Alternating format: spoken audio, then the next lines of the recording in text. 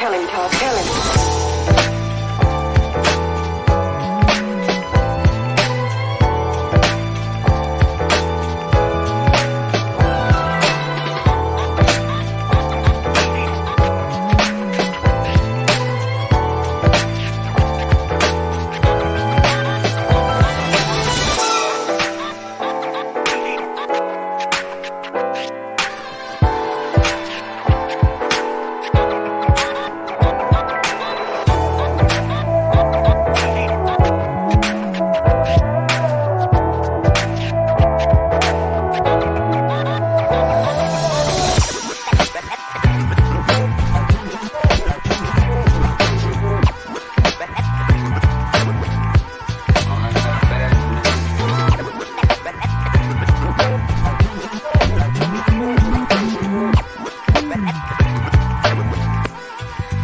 Tell him, Todd, tell him.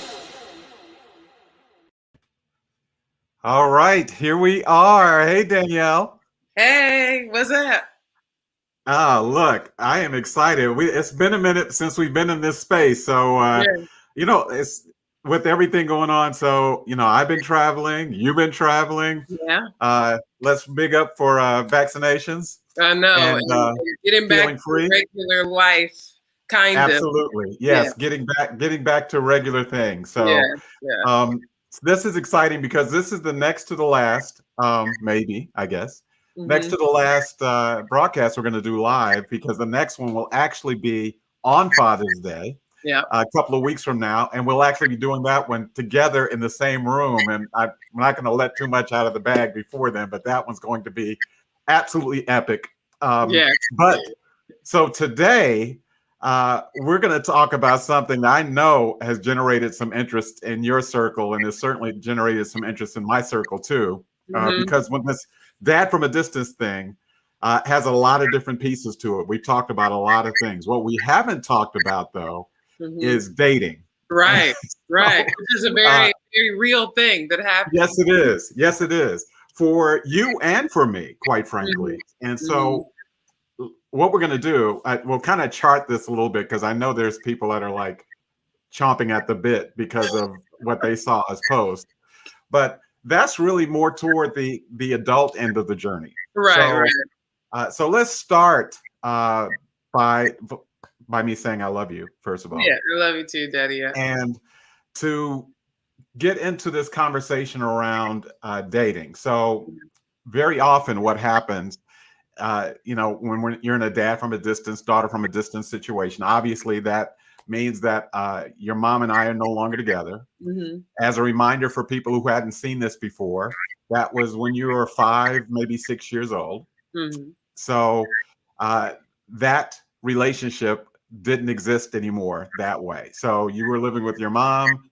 I'm not living with you and your mom. Hmm. Got my own place. Look at some of the previous videos if you want to see the Yeah, all the the travels. Yeah, a things. lot of different. I had a few different addresses, but uh, at some point in time, and I should say this by the way, just before we getting in, because I don't know whether this is something I've told you before, but people who are divorced, a lot of people who are divorced or who go through a breakup, a significant breakup, one of the things that's in their head is not dating.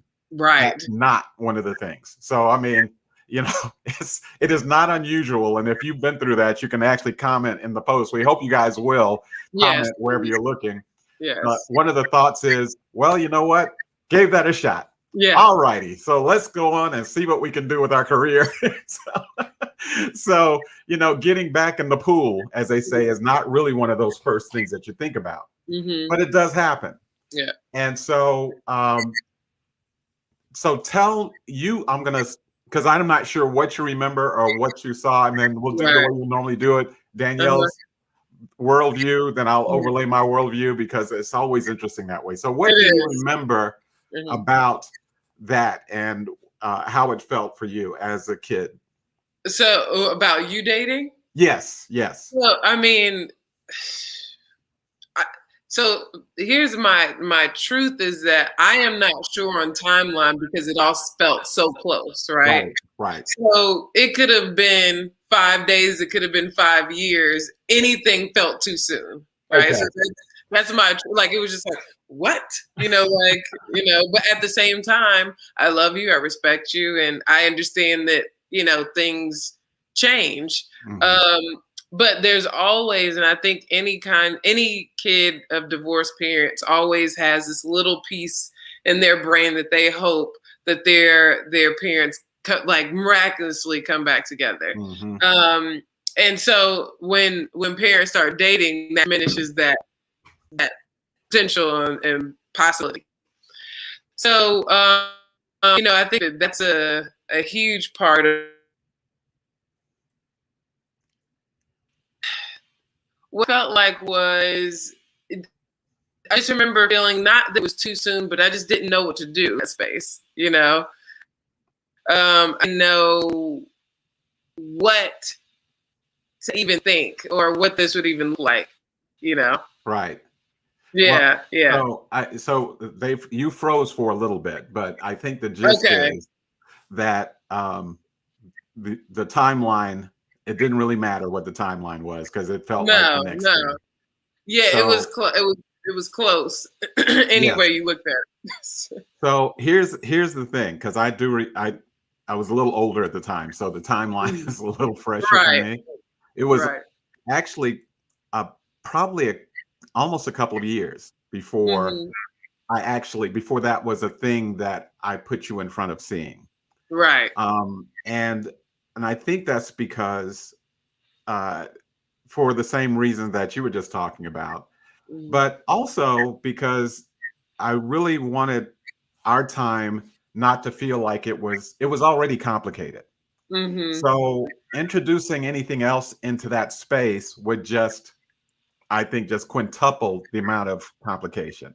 Right. So, when it was my weekend and it was you and I, that's what it was. Mhm. So from the time I got you early on to we talked about, going across the city and being at my mom's house, and then Mhm. later, being in the apartment, and then later still even being in the house. Yeah. That it was Danielle and Dad time purely. Mhm. So movies, going to the park, laughing, playing games, Jokes, whatever it was. inside jokes, all those things. Yes, yeah, Yeah. well, right. And by the Yeah. way, just for the record, I was into dad jokes before it was a thing. I know it's like Do hashtag that. dad Do that. jokes. I'm I like, can really? Come attest. on. I can Yes, attest to that. I can yes, attest. yes. I have a witness. Can I get a witness? Can I get a witness? And all of my friends would also be able to be I probably so. There would probably be a couple of people that would confirm that. So right. the idea was, and for folks that are watching, the idea was it was already incredibly complex for both of us. And I wanted to kind of willfully and intentionally not make it more complicated. Uh, Now, depending on people's situations, very often, I know situations where it's almost like literally the light switch is on and off. Mhm. And, kids are very resilient. So there's not a lot that kids can't manage themselves through.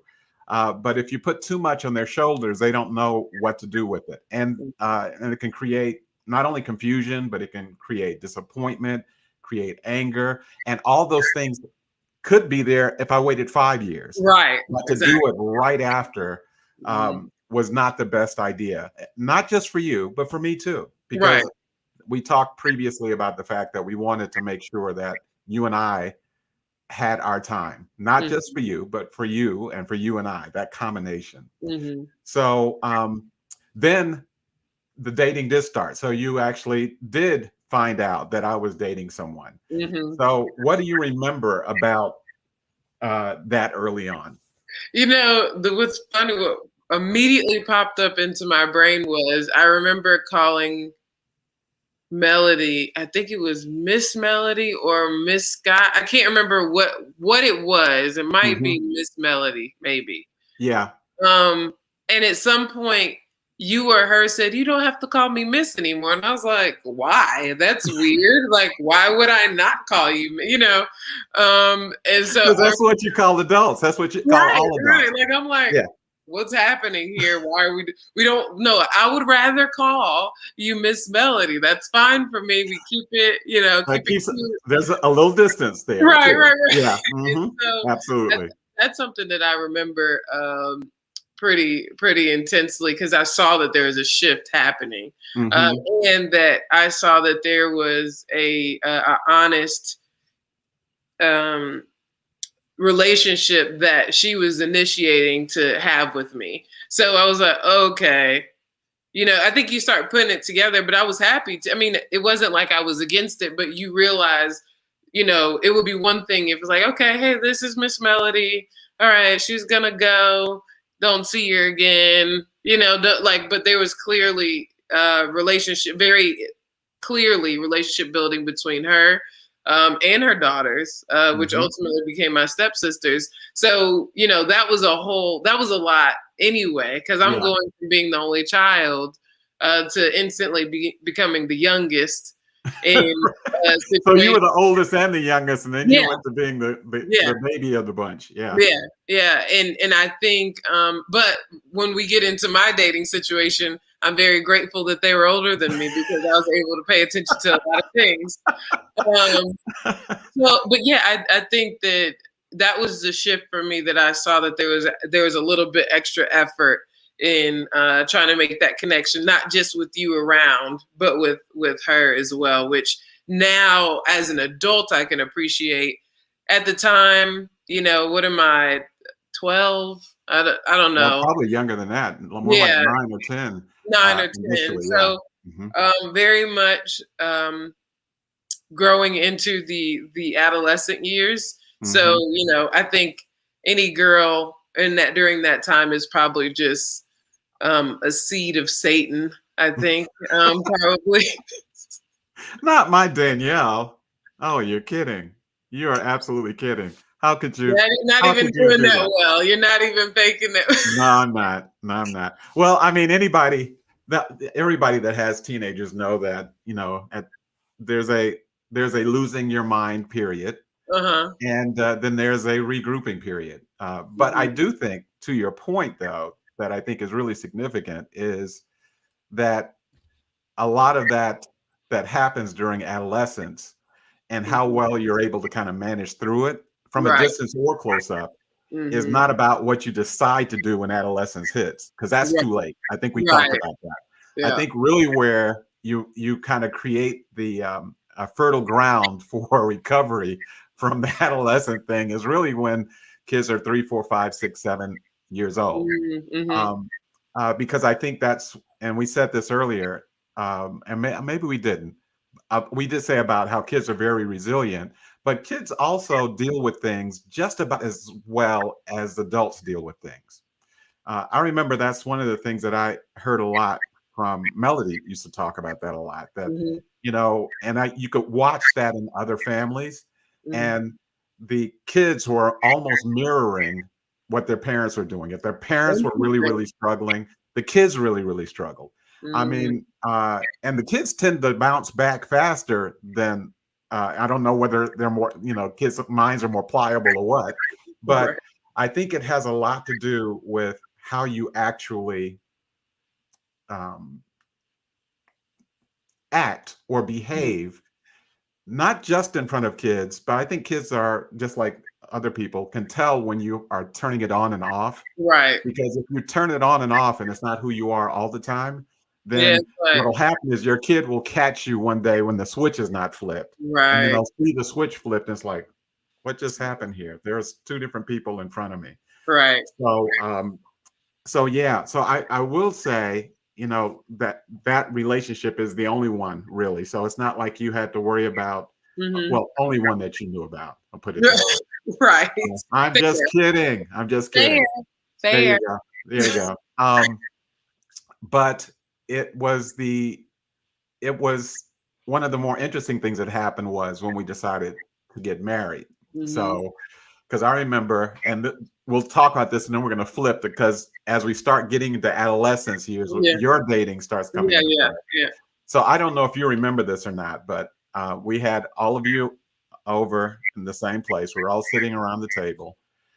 So you and Simi and Alicia, and me and Melody. So we had decided, we were going to get married. So I was like, we need to tell the kids.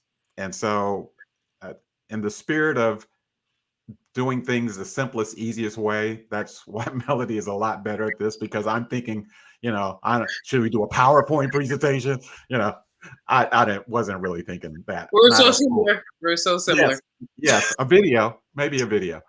But I remember everybody around the table and us saying, so girls, we wanted to let you know that we're going to get married.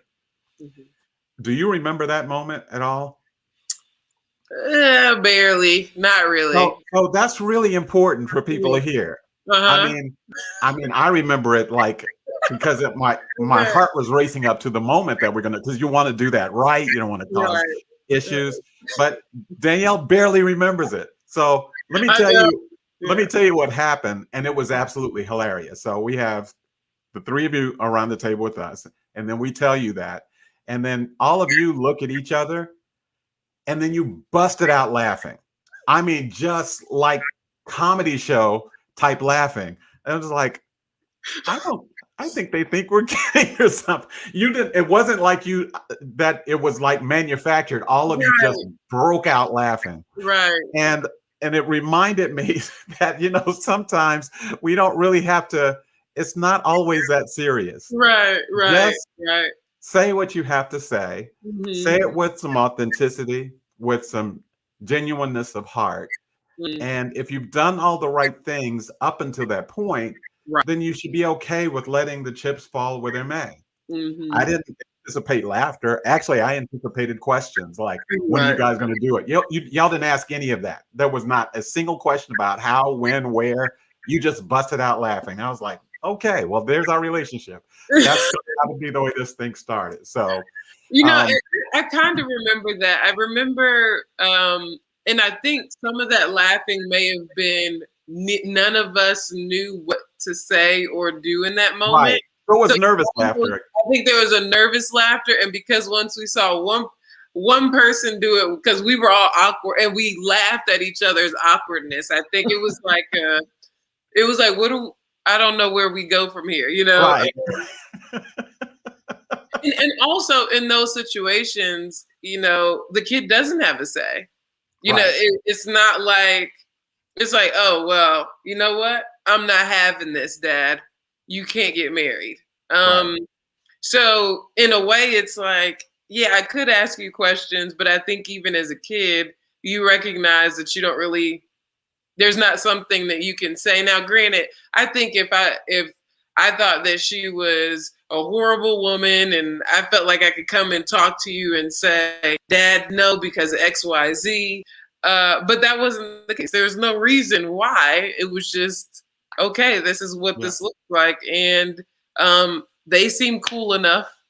But there was like these are going to be your stepsisters. Okay, it was a very interesting experience that I barely remember. That's so interesting that was such a big part for you. Yeah, it was. And I think what you just said is key when you talked about the fact that it didn't just drop out of the sky. So, because I think, and I think I could speak for Melody too, that we probably had an inkling of how you guys were, because it wasn't like that was the first time you had ever met. I mean, so we had done a couple of things, but I'm pretty certain that if Melody thought that Simi and Leisha were not really feeling me, or vice versa, that we'd have probably said, you know what, let's hold up. Or because, just like we've said before, our children come first. And so had you had major heartburn about it, I think I probably would have detected it earlier, because we have a relationship that would have said, we're going to go to the movies. And you would have probably said, I don't want to go to the movies. So there would have already been something there, if you're paying attention, to be able to pick it up. Yeah. So then, of course, then all the other logistics come in, which, is going to be, so I'm writing another book. One of the ones I'm really focused on right now is, and I think I've mentioned this before, because it's a little bigger thing. I don't know. We're going to actually have 5 people on a thing doing this, because the mixture of personalities is completely different when you get that big. Right. But it is, it's going to be called Families on the Blend. And the subtitle is How to Keep Your Family Merger from Turning into a Hostile Takeover. Yeah. So, and there's a bunch of things in there, like, you know, living arrangements and rooms and all, you know, where you're going to stay and how much time you're going to, all the way down to groceries, all these things. But that's for another day. So what I want to do now is I want to talk about dads and dating with daughters. Right. So one of the funniest things that happened, and you would not know this because you were like 9, 10 months old. Your mom may remember this, but when there was someone called the house once, and there was a male voice, and I don't know if I told you this or not. I can't remember. Yeah, so it was a male voice. You were probably 9 or 10 months old, and the guy said, "May I speak to Danielle?" And I had this visceral response, like, "Who is this?" And I was like, and it never occurred to me that your daughter's only 9 or 10 months old. No one would know who she is. But that was when I knew that was going to be a problem. That you dating was going to be something I was really going to have to work on going forward. To whoever that guy was that called, if you're out there and you ever see this, and I apologize. I know I was a little harsh. I don't think I cursed at him, but I did say something like, "Why are you calling here?" Something like that. Yes, correct. But then, obviously, moving from 9 to 10 months old, we get to you being older now. So there's you know, you're in high school. There's a little of this, you know, 8th grade prom. Go ahead. I was going to say, I think it's even a little bit before that, because my stepsisters, Simi and Alicia, are older than me. So let's say I'm 13, Simi would be 16-ish, 16, 17. So I was put on to what I need to be watching for.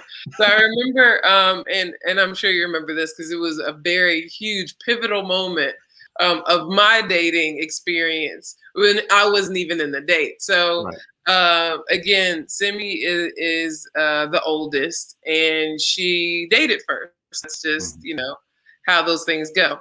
So then it's Alicia, which she is like 1.5 years older than me.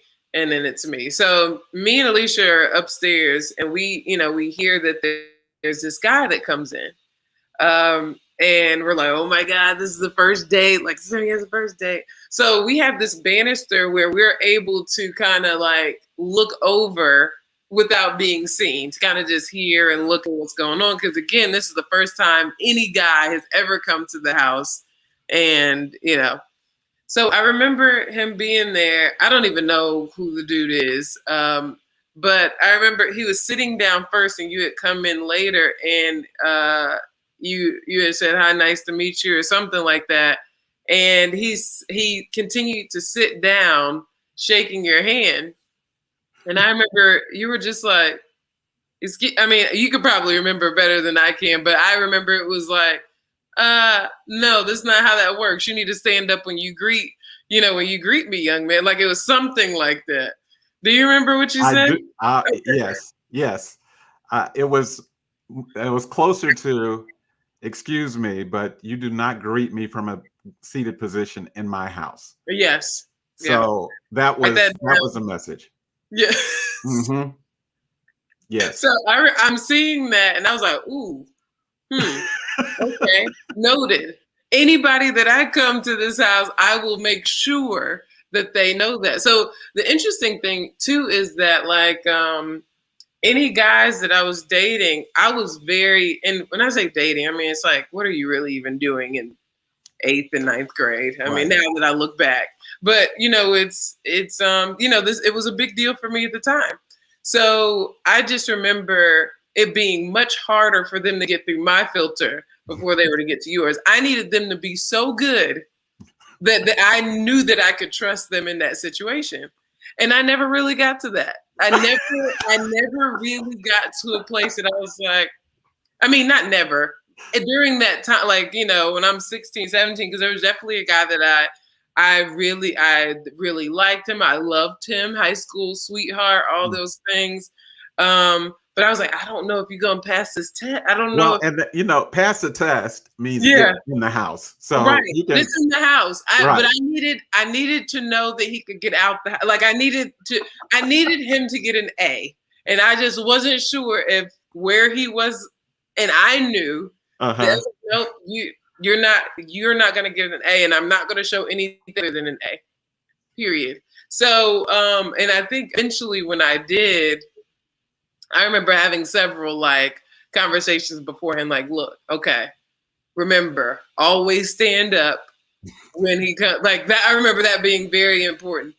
Say, sir, just be respectful, tell him all the good things you got going on.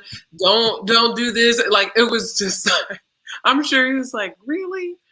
But I remember eventually I was comfortable enough to bring him around. And I don't know what that was for you, because I know I saw how you were. I don't know if, me being the youngest and, it felt different when I brought somebody there. But it was, it felt different for me because I was like, I'm not messing this up. So here's what's hilarious about that. Mm-hmm. I don't really remember the first time I met him. Right. I do remember telling people, because when you have 3 daughters, that's always a thing, Right. Guys, there's the whole joke about, you measure them to see, Bad Boys, the first Bad Boy movie where Will Smith and Martin Lawrence, where they greet the kid at the door. That's kind of, even if dads don't do that, that's what they kind of visualize. Right. Like, let's see, how tall are you? What size coffin would you need? That's the kind of thing. So, and I will admittedly say that, I was never the warm one when it came to meeting any of the guys, no matter which of you were dating. Yeah. Because I always felt like that's not my job. So Melody's job or your mom's job is to be nice, and right. That's not my job, because I'm not really into you like that. So you might not be. Yeah, I'm not invested in you. I'm really not invested in you. And you know what? I think that is something that is, looking back, very important to know from a daughter standpoint, is that at the end of the day, you were my daughter and you were just a friend. You can, if you're on, and like you say all the time, if you're on my daughter's team, then I'm on your team. Once she switches teams, bro, you are done. I don't there's no connection that stays there. No, and it's not even a mean thing. Or fortunately, I never had to. Or you were never told me about anybody that hurt you, like emotionally, because that's a different game. Right. But just in general, I'm like, okay, I see you. Nice to meet you. If I don't see you again tomorrow, have a wonderful life. Right. No harm, no foul. Right. I think even that night, that pivotal night that you described, Melody actually got up and went to the bedroom. So I stayed on the couch watching TV with Simi and the guy. And so Melody goes around the corner and she goes like this. And I was like, I'm watching TV. She's like, come here. So she had to actually call me into the bedroom to, you cannot be out there. I'm like, that's my couch. Right. Yeah. So that is kind of the way I always was.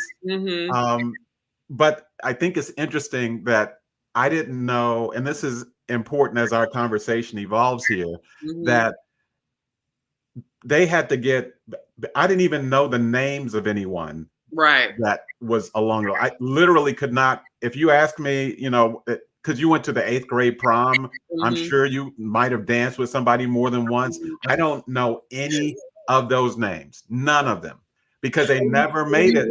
They never made it. Right. No. And so Dean, I'll say his name because not everybody can, was like 12th grade, I think. Yeah, that was almost graduation level. Yeah, no, we needed to get that together. And so So And here's the thing. I didn't know. I had no names of anybody, no length, no period. Now your friend, in fact, the only reason I knew his name is yeah. because of Melissa. Melissa. Yes, because Melissa actually would say his name, and I was like, "Who is this person?" That's the only, because Melissa's, that's my homie from way Melissa, back. I got a story from Melissa as we continue this Yes, conversation. yes. Because she was a lot of times, by the way, my best friend still to this day is Melissa, Hmm. and she was kind of my homie during my dating as well. And Yes, so she definitely blew me up on my boyfriend yes, in front of yes. my father. Yeah, Yes. yeah. So yeah, that's the only way I knew. So big Yeah. ups, Melissa. Love you, baby. Still love you. Like, love you, love you, love you. But I had no idea. So Yeah. what I kind of, so what I used to tell people all the time about all of you, but you two especially, is that if I ever actually meet a guy, because people would always say, "How are you about your daughter dating?" And I was like, if I meet them, if they get all the way to me, Yeah. they've already been through a lot. Okay. Right. So they are pre-qualified, like a homeowner's loan. Like they are, If I'm not because doing if they this. can make it to my front Yeah. porch, they Mhm. have already, honestly, they probably deserve a hug at that point. Because if they've Yeah. made it that Yeah. far, they are pre-qualified. But I never knew who they were. So Yeah, I even when, mean, yeah, and even like going past into college, yeah, because definitely like with college, I dated much more than I did in hmm, high school. Because I mean, you're older right. and you got more freedom and all this stuff. But I remember like I don't know why this was the case, but seemingly Uh-huh. every time I brought a guy home to meet my parent and my family, we would break up within a month or two. And it was just like, I think it was like, that was it was almost like it wasn't even about you. That was my ultimate test, right? Right. Like, it was like, oh, Yeah. I don't know about this. Like, Yeah. I really want you to interact. The water is deep here. The Yeah, water is yeah, deep. yeah. You're gonna be able to swing. I was like, I don't know. I don't know about that. So, I remember, in college, that was a bigger deal, bringing somebody back and, really introducing him to my family and all this stuff because he was a basketball player. I was a basketball. It was a whole, And he you was know, from somewhere in Georgia, not far yeah, away. yeah, very small town. Hmm. So just it was just very interesting going through that experience. So, Um, but and you they, know what? I met him on campus. right, So right. That's yeah. and I can remember this Okay. because I can remember these conversations because there weren't that many of them. So Right, right. my memory bank has got plenty of space. Uh-huh. So I remember saying to him, you introduced me to him, and I Which, said, by "Hey, the way, just for imagery, he's like 6'7", 6'8". yes, yeah, basketball player, so I'm like 6 feet, maybe 6'1", Right. so towers over me." Hmm. And you introduced me to him, and I was like, "Well, it's nice to meet you. So I just need you to know that Danielle is my diamond. You get that, right?" And he said, "Yes, sir." I think that was the extent of our entire conversation. So, and It's I think simple. he got it, Yeah, and I got it. It's yeah, like, yeah. all right, chop, chop. All right, hit good free throws now. I'll even cheer from you from the bleachers. Right, right, right. But that was it. So Yeah, yeah. the thing as this conversation progresses is that I always felt like I don't know whether your mom knew about these guys ever, but I always did. She knew more than you. Yeah, that's Yeah, my thing. And yeah, so so there's one part of me as a dad that says, I'm glad she is that selective. There's another part of the dad from a distance part, which I think is important that we haven't talked about, mm-hmm. which was I felt like I was the last to know. And that always kind of stung a little bit because I was Right. like, everybody else knew. That's why I love Melissa, because she gave me a window to, current status. Right. Even the ones later, I was like, everybody knows this? Right. How did I? And so when you're a dad from a distance, Well, actually, even if you're a dad in the house, you may be the last one to know. But when you're dad from a distance, there's this feeling like there's almost like a time lapse a little bit on, because it's so important not to miss significant things, and you dating is a significant thing. It is, yeah. But if I feel it like it's after it's happened, I'm like, okay, Yeah. and then I catch up and it's better. Right. But that is a thing that I remember throughout, no matter who I met. That was one of the first emotions was, how am I just now finding this out? Right. So, and for kids, those of you who are, because there are some people that are still working this out still, even as their children are adults. It's not that, a dad deserves to know all your business. That's not the point. The point is that you should be aware that dads from a distance are understanding that they may be a few pages behind everybody else in the book club. And you don't really know you're a few pages behind everybody else in the book club until you're at the book club and somebody says something. So that's important to know, because it does factor in to some of what the response is that you may be giving that you can see as a kid when you bring this up. It may not simply be this person. It may be, dang, I'm 40 pages behind again. Right. So then I got to catch up. So yeah. And I think that's an amazing segue into the next portion of this, because that's such an interesting point, and I just saw all of this very differently just when you were speaking about it. So just to kind of catch everyone up, I go through college. I have my my basketball boyfriend. We break up. I'll go to grad school, and I start dating a woman, right? And I didn't see it coming. I don't know why. But apparently, I was just more open than I thought. I think in a lot of spaces growing up, I was very much a resume kind of person. I kind of saw myself like that. Like, okay, who are you, Danielle? I make good grades. I do this, I do that. My dad does this, my mom does that. That's who I was. But what I realized was that wasn't who I really, like, who are you? You're not your accomplishments. Right. You're not your grades. Who are you? And so my whole world rocked, because I didn't know this part of me that I felt like I should have known. And I was a bit disappointed with myself that I didn't know, because I was so surface. I was so trying to get straight A's and all those things and being competitive and playing basketball that I didn't even know who I was. You were pages behind in your own book. I was pages behind in my own book, right? Like I was very mature in the way of, how I spoke and my grades and all those things. But as far as socially, I was just not aware. And, I realized by even the people that I was dating in college, it was like they needed to match up to my resume. Right. So that's not fair to anybody. Right. And by the way, because you did have one hell of a resume. I mean, and it's growing. I'll say it. I'm just saying.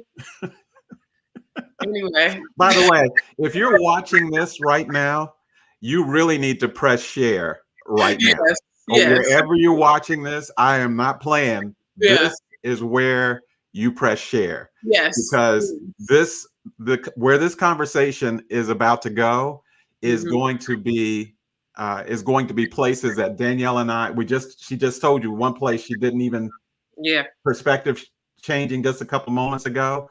So click share. I don't care who you do it or you share it to. You don't have to put a comment, but this is probably one of the more pivotal moments of our entire relationship right here around dating. So, okay. So I just wanted to put that out there. Yeah. So, Okay. I believe at that time. So okay, let's see. I've graduated. I'm in grad school because of course when you have resumes, you know you got to keep them going. Right. And I remember realizing I'm like, okay, I have these feelings, but I don't know what to do, and I'm judging them. I'm scared. I am.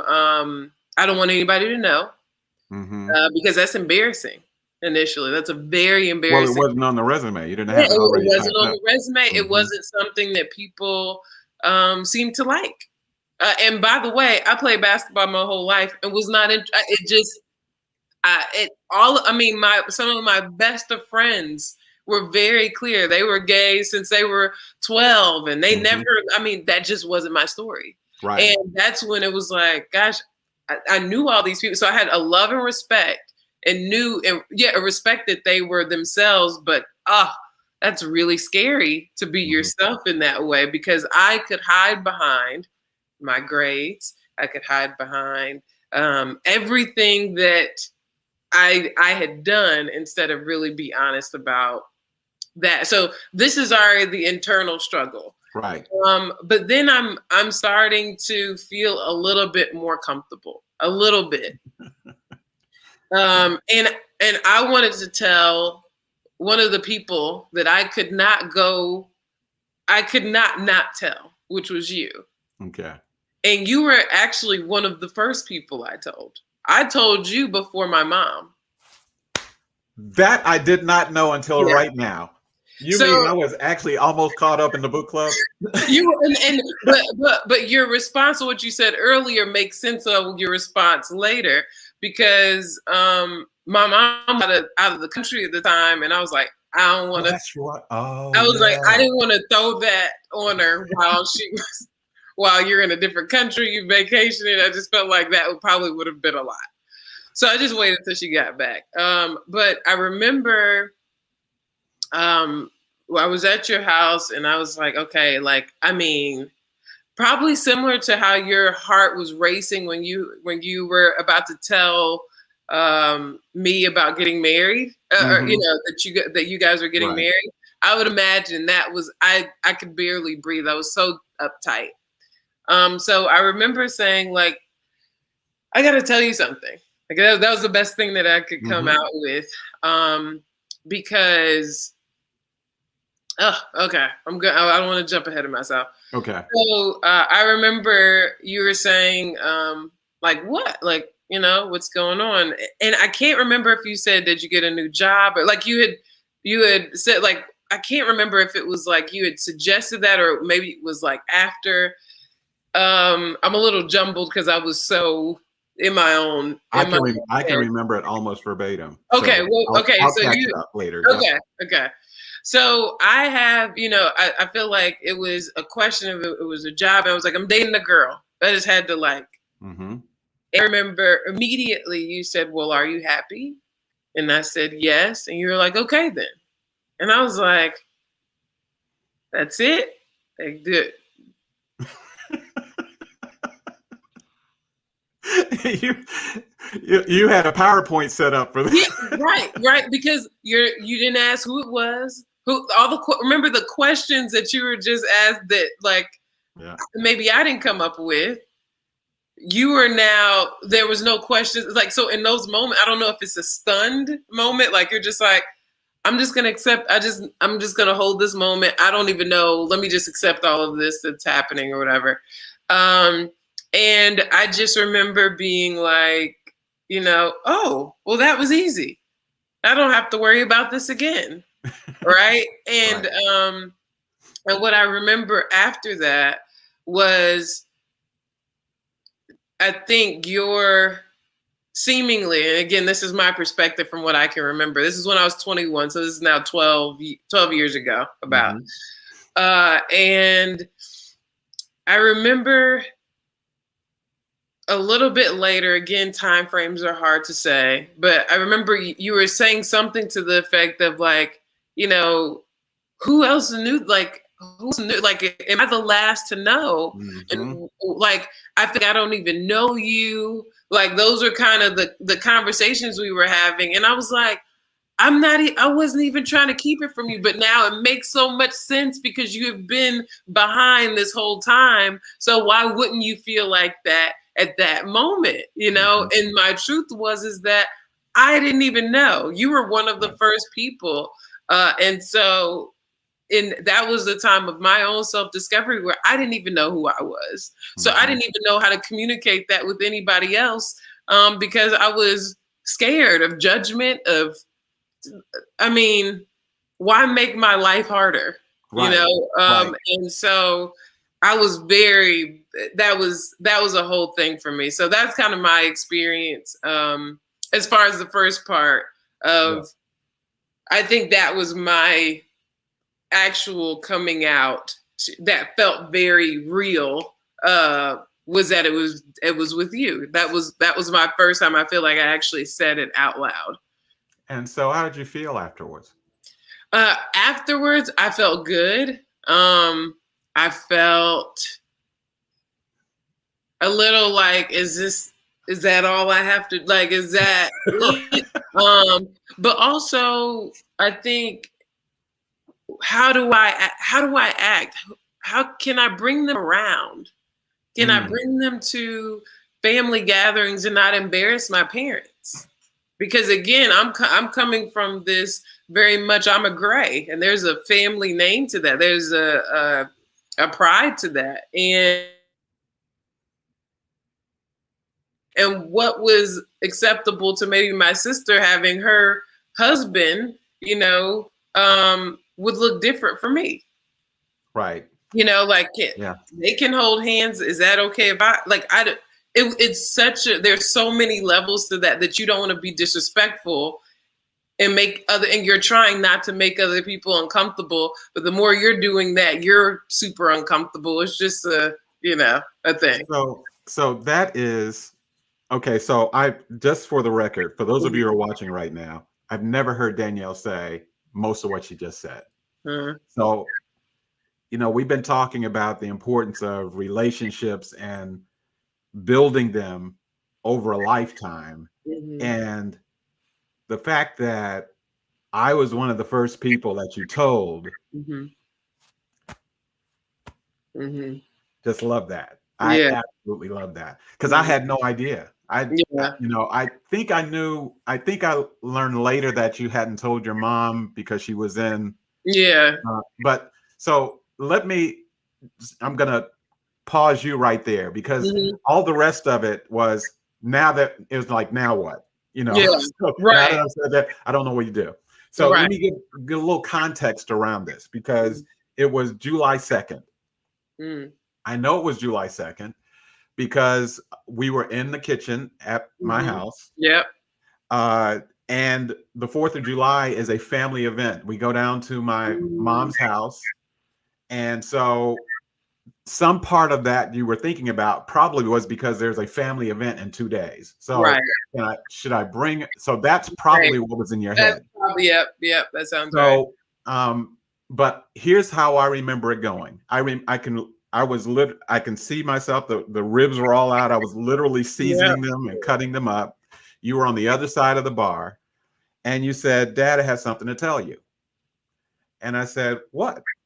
And all of those things that you thought you said, you didn't actually say. You went straight to, I'm dating a girl.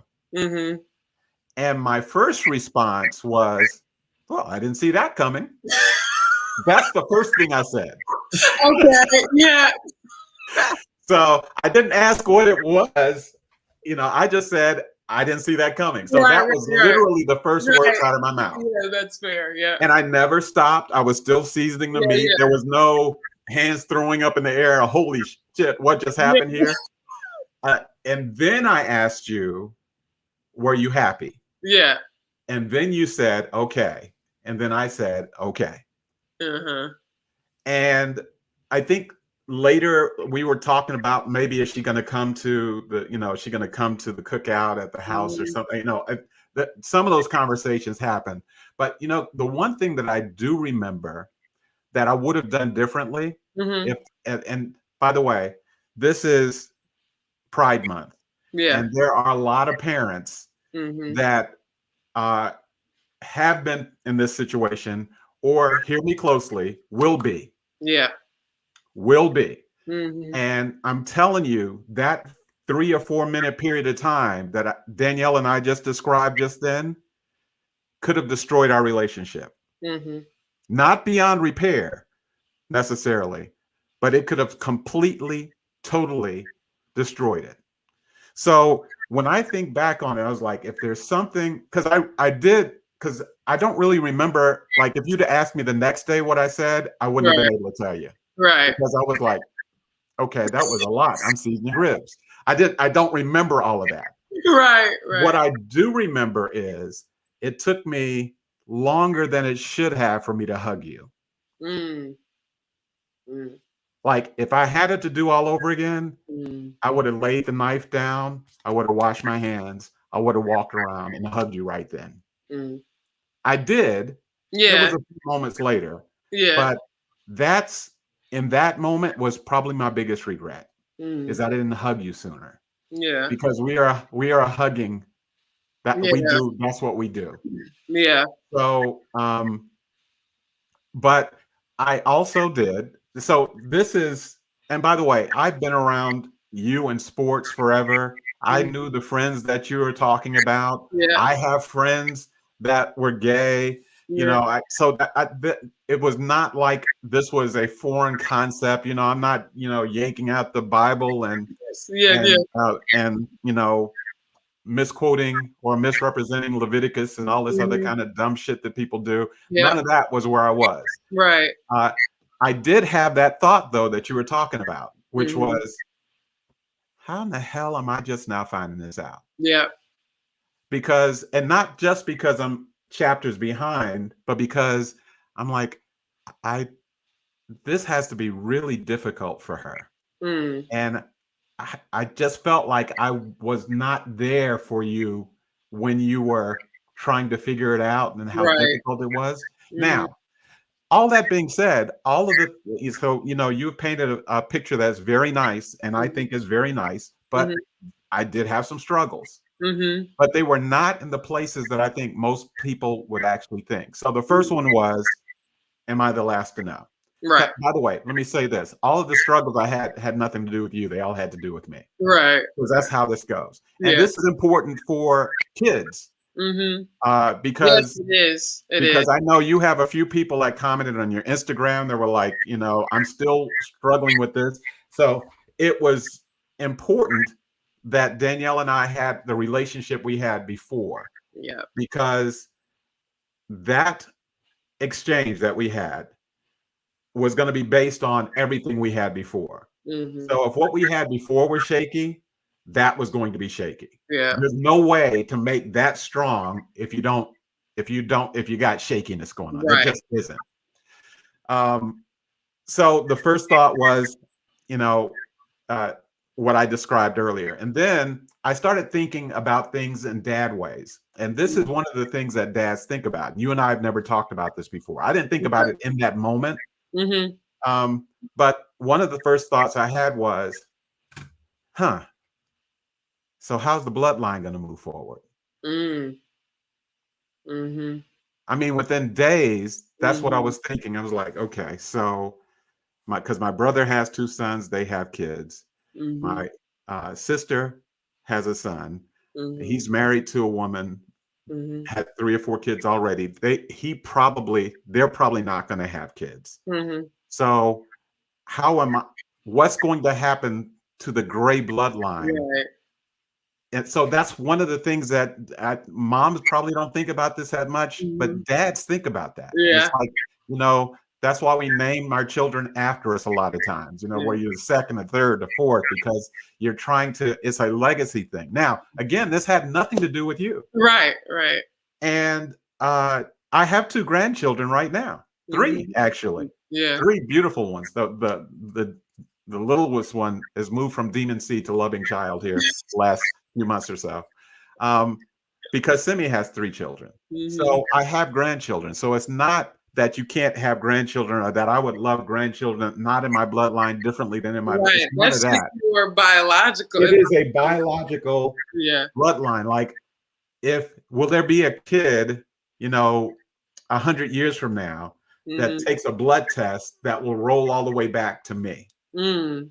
And so that's one of the things I was thinking about. Right, Again, this has right. nothing to do with you and your happiness. It's me just Right, thinking like that. right. Because while I knew people, numbers, scores of people, quite frankly, that had chosen to love the people that they love, no matter who they were, well before this, Mhm. it was still territory because I didn't really talk to them about it. Right. You know, I didn't talk. What do you call this person? You know, I call. You know, when I was dating Melody, she was my girlfriend. Do you say girlfriend or do you say Right. best friend or do you say bestie? Or see, I didn't know any of this stuff, so I don't know what the rules were.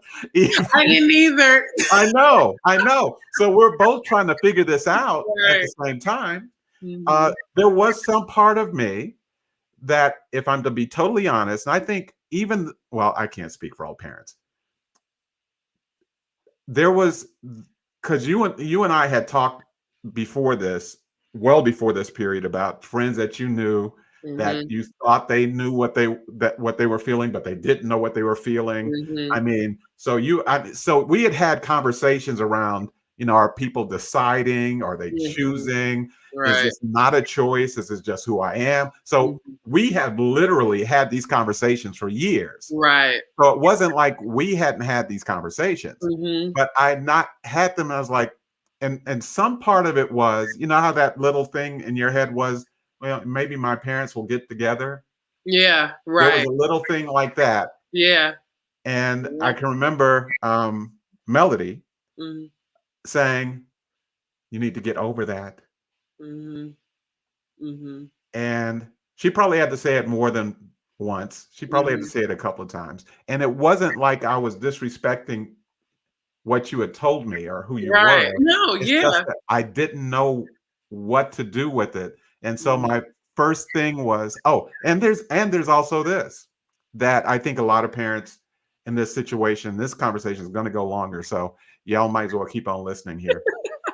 Um, that when you have a child that comes out, one of the things the parents, one of the things this parent thought, and I know other parents have thought it because I've had these conversations, is this because her mom and I got a divorce?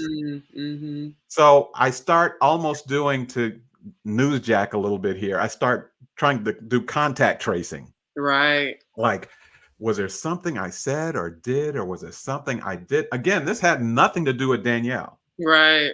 Um, I'm like, what? And so I'm starting to try to backtrack. I was like, did I create because her Mhm. mom and I are divorced. Does that mean that she's not going to really be trusting of men? I Right. mean, I went through all of that Right. because I didn't know what to do with it. And Yeah. this is me being completely transparent. And Danielle has never Yeah. heard me say this before. For those Mhm. of y'all are watching, so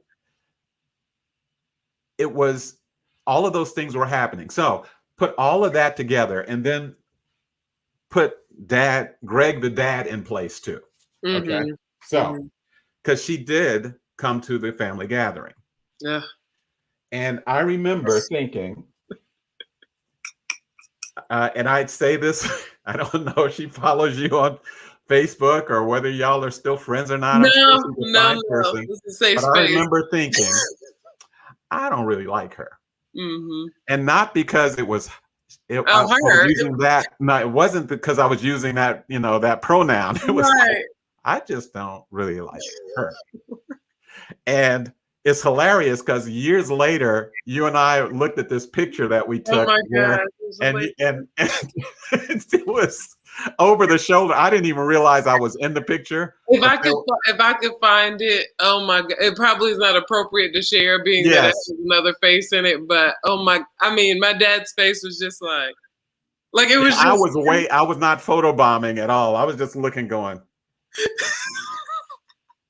because that's dad. That's who I right, am. right, No matter who it is that you hmm bring, they are going to they're right, going to get graded. yeah. That's horrible for me to say, but I'm just telling y'all, But it's the kids, truth. It's the it's truth. a fact. Yeah. And did I possibly grade her harder because I didn't see her coming with Mhm. that pronoun? Mhm. Maybe, but I don't really think so. I don't think so. I mean, being that I look back too, Yeah, I don't think it had much to do with that at all. I think it was just that this, just wasn't a good match. I think, correct, but, correct. when we think about this, there's so the person that they end up with. That is to me a small part of this equation Correct. because it's the all of the other stuff. Making sure you're with somebody that treats you great. Mhm. Yep, Somebody that you treated with respect, that you get treated with respect, that you're happy, that you feel individual. All those things are just important that in any relationship you yep, have to learn. You have yes, to hit your head, you gotta fall, you have to get hurt, you have to uh hurt your own feelings, yep, you yep. know? And so I think that as I've gotten older and I can look back, I was like, yeah, I would have done the same thing. You So, yeah, so let me add a couple more things you've never heard me say, but Okay. I think it's important for not just you to hear me say, but for everyone to hear me say. Mhm. And it ties back to one of the things that you were thinking about when it first became clear to you that these feelings that you have are real. Mhm. So part of me as a father was, uh, this is potentially going to make my daughter's life harder. Mhm. Mhm. And so, and that it shouldn't, Right. but fact is, Mhm. it probably will. Mhm. Especially depending on where you decided to work, because you were working in a Corporate, very very corporate, very conservative. male centered, I mean, very hetero type, for all Mhm. we know, Yeah. environment. Right. And so, and I remember even there was a job that you applied for. And I Mhm. remember you telling me that the hiring Mhm. manager went to Liberty University. Mhm. And I was like, Danielle, you might not want to. Yeah. Yeah. Yeah. Now, in retrospect, you would have probably been miserable because at some Yeah. point in time, Yeah. because for the people who know, we even had somebody on the other podcast that I'm part of where we were talking to this lady who was saying she never referred to her significant other in uh, male or female terms. So Mhm. no one ever knew.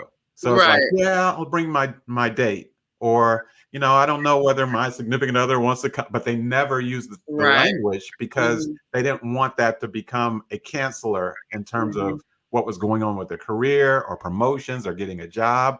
And in my head, I'm thinking all of this is going to make Danielle's life Mhm. harder. Yeah. And for those of you, for the Danielles in this conversation that are watching, it's important for you to know that that's not a commentary on the life. It's a Mm-mm. commentary on it's because I am naturally a protector, and Mhm. that's what I do. Yeah. And I will do it until the day I die. And Mhm. it's probably not been necessary for over a decade. Right. That's okay because it's Right. still my job. Right. That's what I do. And Mhm. so I would want your peers who have been in a similar situation to hear that from a dad because they may be hearing something that is actually based in something else. And it may not be. I mean, maybe there are some dads and some moms that, for the most part, disown their children. Yeah. Don't even speak of their children. That speak of the children that are heterosexual, but don't speak of the children that are Mhm. LGBTQ. By the Yeah. way, you and I were talking just a couple of weeks ago. What Right. the hell does I don't understand what queer means? How is that different? Right. These are the conversations that we have Right. because guess what? Danielle's figuring a lot of this out too. Yep. So it's Yep. not just me, it's her too. There is no manual. There's no, and There's it's also not monolithic.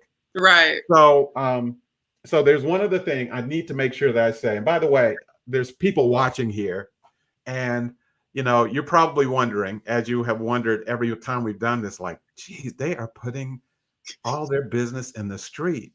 No, that's not really what this is. No. What this is a conversation that we have all the time that Mhm. we thought it's a good idea for other people to see it because there Mhm. may be people who are not, they're struggling with how to have any number of these conversations across all of these. So so this is for the parents. So I just talked to your peers. So this Mhm. is for the parents. Here's what else is interesting to me that I didn't get for quite a while. And that is that our children come out, but do the parents come out as parents of Mm. children that are LGBTQ? Yeah. Because that's a different thing. Yes, it is. Mhm. Um, because I can, hug on you and love you and everything and not tell anybody on the planet anything about you. Mhm. And that's what happens. I know right now I have three people in mind in my head that I know they have more children than they speak of. Mhm. I know it. Yeah. And I also know why.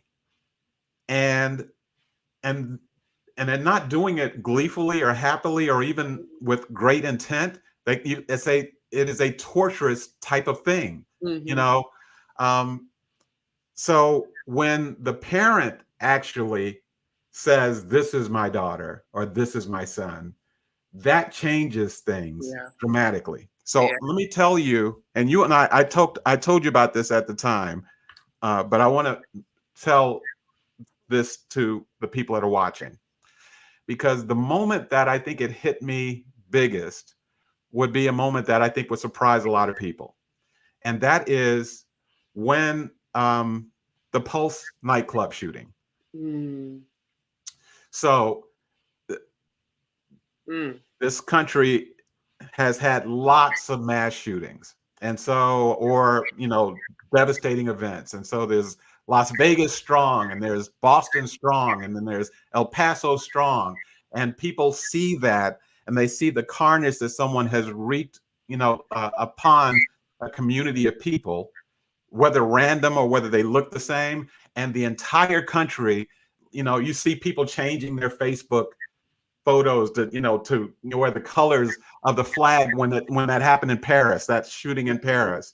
And so you see that happening. But when the Pulse nightclub shooting happened, which was, by the way, I think the biggest one prior to Las Vegas, for 49 people were killed, it was different. Yeah. And I remember thinking, people were tortured about that. So Mhm. the outrage, I mean, on both sides of the political spectrum, quite Mhm. frankly, the Mhm. outrage was just uproarious. But with the Pulse nightclub shooting, it was almost like um, statistics, almost. Mm. And I remember thinking, there's people who know this is horrible, but they can't even say that it's Yeah. horrible because they're afraid, if I say it's horrible, Yeah. someone will think something of me. Yeah. And so that the Pulse nightclub is in Orlando. People that don't know Danielle went to Jacksonville University, Mhm. Dolphins, Mhm. um, and which the Pulse nightclub might have been a weekend trip. Mhm. It could have been easily. Yes, Yeah. yes. Either for you, because I don't remember whether you were living in Jacksonville at the time or not. I don't think I was, but But I do know someone that I went to school with that was at that. yes, Yeah. yes, because you and I Mhm. talked about that. Mhm. And so I was talking in front of a group of people that is nondescript. I'm not going to say where it was because that's not important. But in that group, typically someone would say something about, we need to look at gun laws, or this is hard, something. But there was like this silence. Mhm. And so I remember saying, you know, 49 people were just murdered. And even in this space, we're struggling to talk about it. Mhm. And that, but we need to figure that out, because I can tell you that that nightclub is not very far from where my daughter went to school. Because it was, I mean, by the way, it was described, I think, overgeneralized as a gay nightclub. Mhm. So, which tells you that people are maybe 1 centimeter deep in understanding that it Right. is straight people go to Right. cults Yeah. as well. Mhm. But the point was that I said, my daughter wasn't there, but I know that she knows people that are in that community that could have potentially been there because she's a part of that community. And so while everybody else was just watching the news, she was also watching her phone to see whether she might get a phone call about somebody that she knew Mhm. that was there. And the room went completely hush because that was the first time in a larger setting Mhm. that I told people who you were. Yeah.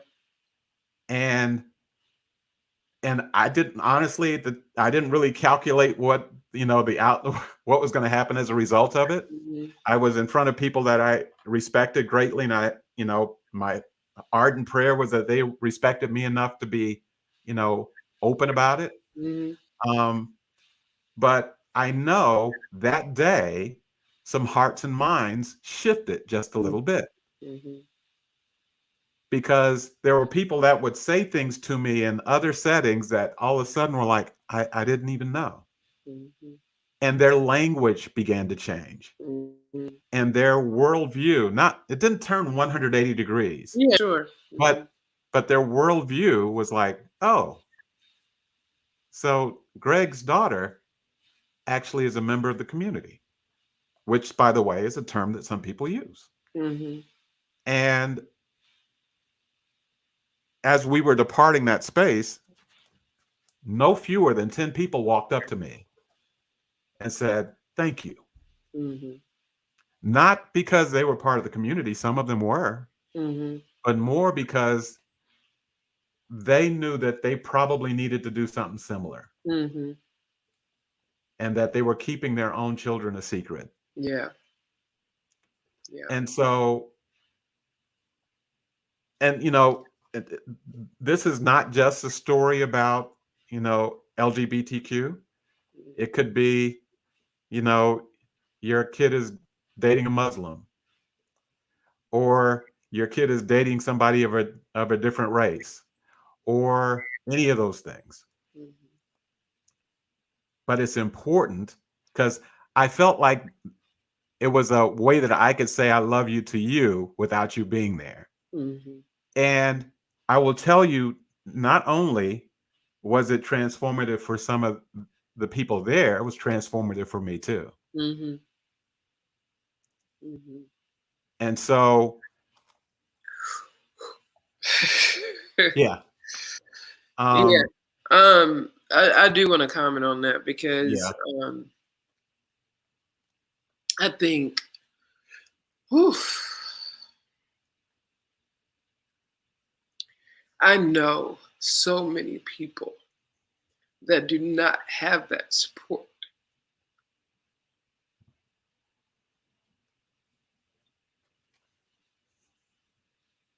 They have been, they don't talk to their family anymore. Mm, Um, they don't have that support system. And I'm just so grateful because,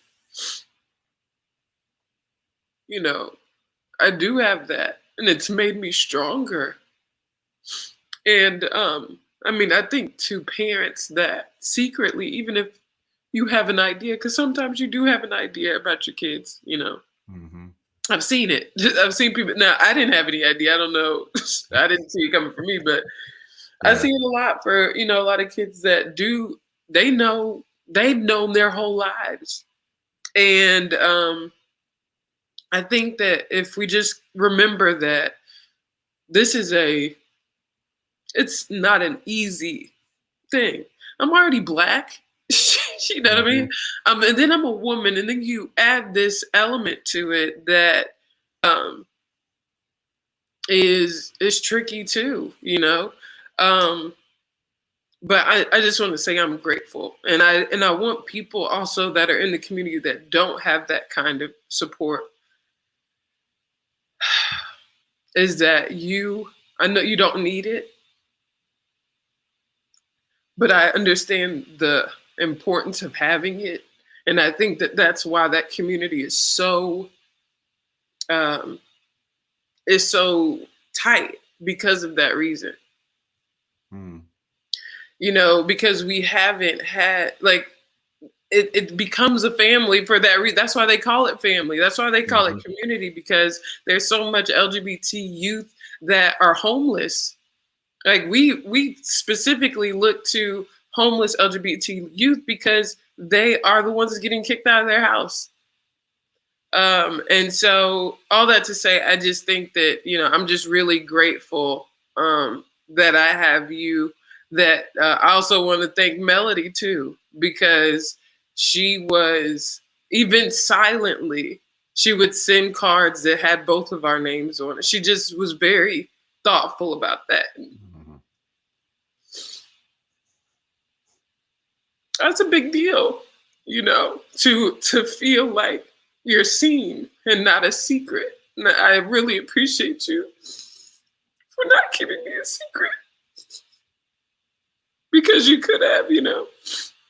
And I know that I have I'm such a great person. I've worked hard and I've done so many things I'm so proud of. But what I won't do is not be my full self.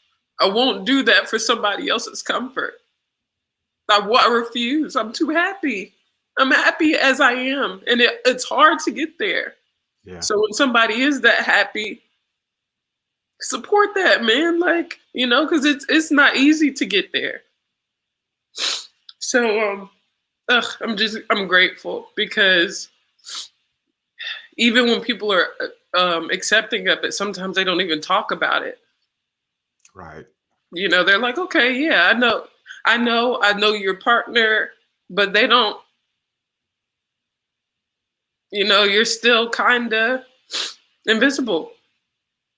Yeah. And so I think that that's why it's almost in a way fun for my girlfriend and I to be like, you know, I'm not putting it on everybody. You know, it's not for anybody this is who I am. My identity is far more than who I'm with. You know, so I'm looking forward to a world that changes, and that there's so many things to say there, because I didn't even know I had this in here, but I knew that this would be a very important conversation, not just for me and you, but this is the reason why we have it. Yeah. So other people can hear this and maybe hug their LGBTQ plus brother. I still don't know what plus is, by the way. I know, because there's I am too. Everybody has. Look, and that's the other thing I want people to understand. Just because that is how you identify, that doesn't mean you understand all the nuances. I'm like, I don't know. I'm learning too. We're all learning. But I think the important thing is to just be respectful of other people, and respect what that is. Like, okay, do you? You know what I mean? Well, if we were going to, so I know in your Instagram post, both of them, you said, we've never had this conversation directly, and you had no idea where it was going. Right. I hope the people that are watching this get that you were completely, totally honest about that, as was I. Yeah. Because when we take this conversation, which I think is an important conversation that happened in this month, honestly, that it doesn't stand on its own.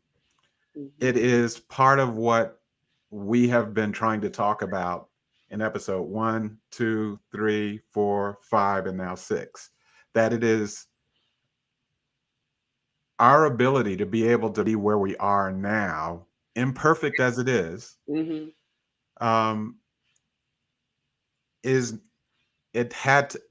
it's work.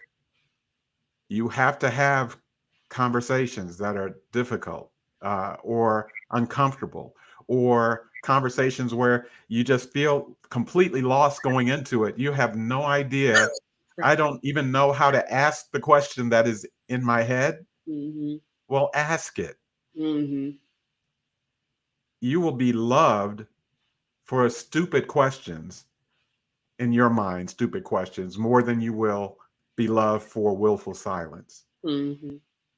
Not just about what we're talking about now, but about life in general, about what you're doing with your career, around entrepreneurship, around where you decide to live, around what kind of car you're going to buy. Why in the hell did you get that car? Why do you love? Right. I mean, because these conversations are all part of that. Mm-hmm. But I do think it was really important for you and I to, as we talk about dating, because Mhm. this really is a conversation around dating. Yeah. I Yeah. mean, Which is one component of such yes, a huge it's just a small, conversation. yeah, Mhm. there's a lot of other things. I'll shout Brandy out. I love Brandy, Mhm. but I've told Brandy too. Yeah, it is a fact. Danielle is my diamond, Yeah. and Yeah. she will always be my diamond. Right. That has to do with everybody that will ever hire you. Mhm. I mean, it's just a fact. Yeah. But we didn't stumble upon this. Mhm. We did a lot of this getting there in Yeah. some cases. Yeah. But Healing. yes, and Mhm. so we've gone much longer than we normally Yeah. do. I'm surprised Well, so many people are still hanging out here. yeah. But I do think that it's important that and this is one of the things we have not said exactly, but I've seen this meme, I've seen this quote a few times or variations of it, Mhm. that is really important, because there are people who are not just uncomfortable, but are literally hateful. Yeah. And let me tell you, whether you are on the mildly uncomfortable to almost virulently hateful scale, no matter where you are on that scale, somebody Mhm. is not telling you because they know who you are. Yep. And let me tell you, they are closer to you than you know. You think you know these people by 1 degree or 4 degrees or 8 degrees of separation. Mhm. Some of these people are people you're talking to every single day, and they will never tell you because they know what you say now. And they hear what you say now. And they probably even chuckle along with you just to keep the peace. Mhm. But someone you love is in this space, and is someone closer to you than you know. So just think about that. Mhm. Um, and think about if it's your kid. How about that? That was good. So, Yeah. so we have one more of these scheduled to do. Yay, Yeah. Danielle! I love you for being so transparent.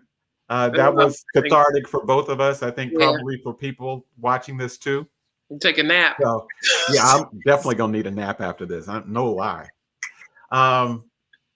Need to break open another box of Kleenex too. I don't know whether the lights were able to show. Mine were rolling down. It's probably going to be that little old tear track in a minute. But we have one more of these that we're going to do. Yeah. We're doing it on Father's Day specifically. So, Mhm. and we're going to be in the same space for this one. Yes. Yeah. And we're going to, first of all, we're going to talk about why Father's Day is absolutely the best holiday under the sun. Better It is than his Christmas. Look, when anybody thinks that they think that their father loves my dad, like this is his like by far favorite holiday. Not even, there's no national holiday.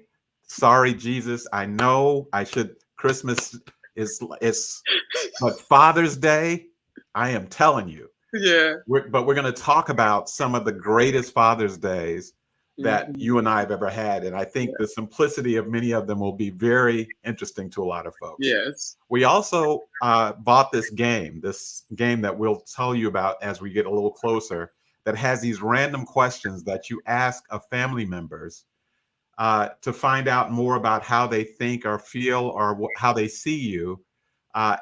But you don't know what the question is. It's almost like you just pull the card and then you ask the question, and then the other person has to answer it, no matter what it is. Yeah. So we actually have that card game. We'll tell you more about it as we get a little closer, because I'm telling you, some people might want to pick this up.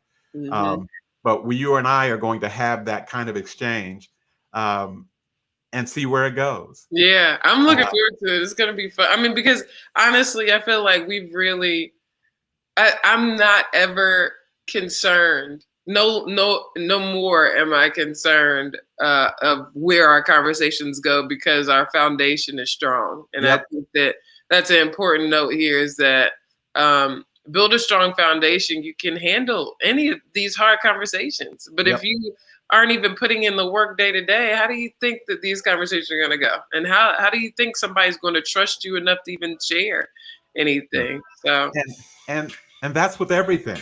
Yeah. By the way, it sounds like a really good life lesson too, doesn't it? Yeah. I mean, of course, it's Dad from a distance, but it's more than just Dad from a distance. Yeah. It's relationships and how you build them and how you strengthen them. So I hope this was helpful for folks that are watching.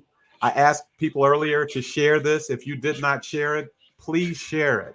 Yeah. Please, please, please, please share it. Also, all my friends, I want you to follow Danielle on Instagram. It's right there. Danielle, it's right there. All of your friends better follow me on Instagram. They better, and I will know, because I'll get notifications. I finally figured out how to make my phone give me notifications. So if there's not if I don't have 3,000 more people, because she has more followers than I do, all my followers will give her 8.